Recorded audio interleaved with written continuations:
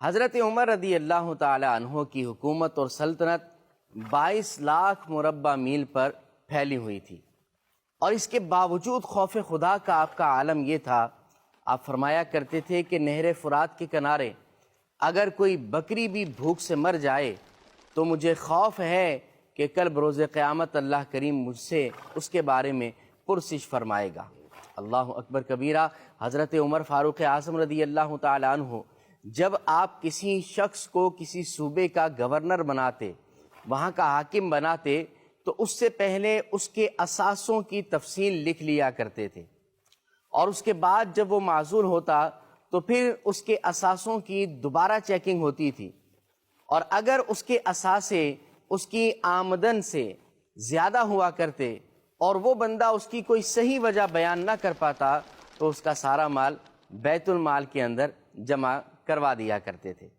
حضرت عمر فاروق اعظم رضی اللہ تعالی عنہ کی ایک شان یہ بھی ہے کہ ہجری سن کا آغاز آپ ہی نے فرمایا ہے،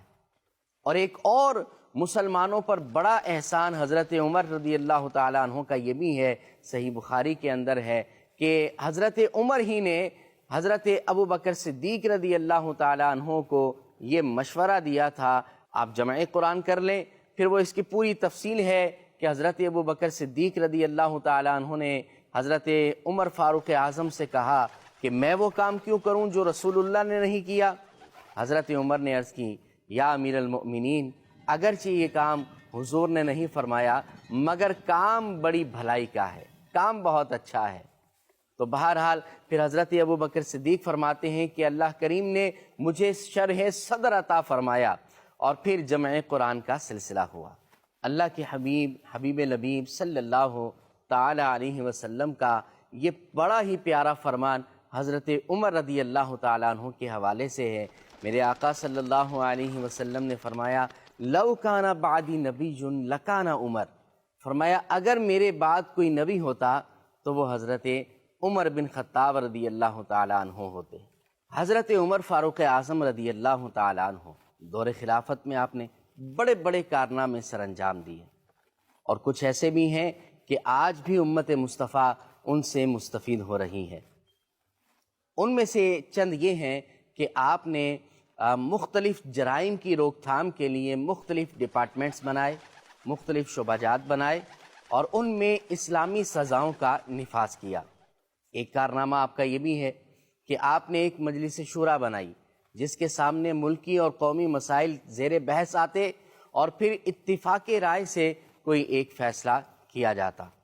حضرت عمر رضی اللہ تعالی عنہ کا ایک کارنامہ یہ بھی ہے کہ آپ نے عدالتی نظام کو استحکام بخشا،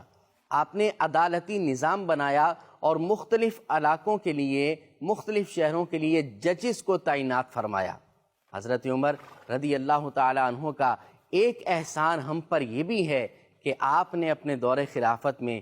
20 رکعت نماز تراویح کی جماعت کا اہتمام کیا، اور جب یہ اہتمام کیا تو آپ نے فرمایا یہ کتنا ہی اچھا نیا کام ہے۔ حضرت عمر رضی اللہ تعالی عنہ کا ایک احسان امت مصطفیٰ پر یہ بھی ہے کہ آپ نے معلمین، مدرسین، منتظمین اور اسی طرح دین کا کام کرنے والوں کے لیے تنخواہوں کا اجرا فرمایا، تنخواہیں ان کے مشاہرے مقرر فرمائے۔ حضرت عمر رضی اللہ تعالی عنہ نے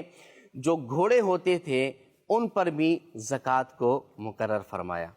اور ایک آپ نے یہ بھی کیا کہ حضرت عمر رضی اللہ تعالی عنہ ہی کی کوششوں سے نماز جنازہ کی 4 تکبیرات پر اتفاق ہوا، اور آج بھی نماز جنازہ آپ پڑھتے ہیں تو 4 تکبیرات اس میں کہی جاتی ہیں۔